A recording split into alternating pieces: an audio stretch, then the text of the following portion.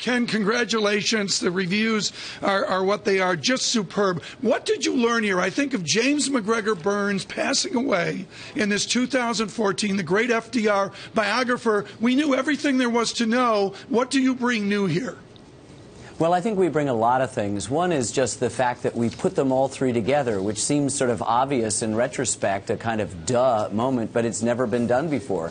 These are three people all born with the last name Roosevelt. They're all interconnected. There is no Franklin or Eleanor without Theodore and his early progressive underpinnings. He sort of set the course, set a block for Franklin Roosevelt, even though they're from different parties. And I think that's the intertwined, sort of complicated Russian novel of a story. So we've run for 2 nights on PBS. Tonight is the teens, and oh my goodness, it gets more complicated. Third-party move on the part of TR, FDR assuming Assistant Secretary of the Navy, betraying his wife. It gets curiouser and curiouser as these episodes proceed. My colleague Adam Johnson mentioned the pivot of FDR. I put that as the Commonwealth speech of 1932. Was the nation ready for the New Deal? Oh, most definitely. They were starving for it. You have to remember that Franklin Roosevelt was the vice presidential candidate in 1920.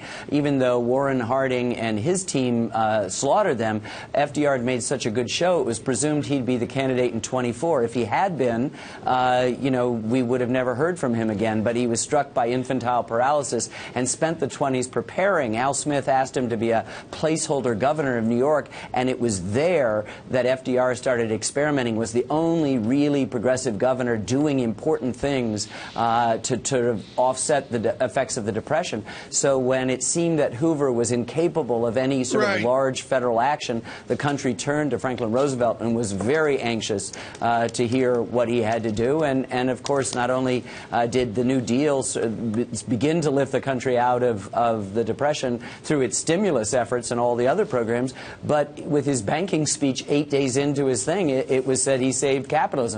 People weren't going to take their money out of the bank. They put it back in, and it's one of the great acts of faith and, more importantly, acts of leadership. And this is really a series about American leadership. Adam Johnson. Ken, is that the message of Mr. Roosevelt, that true leadership transcends party lines?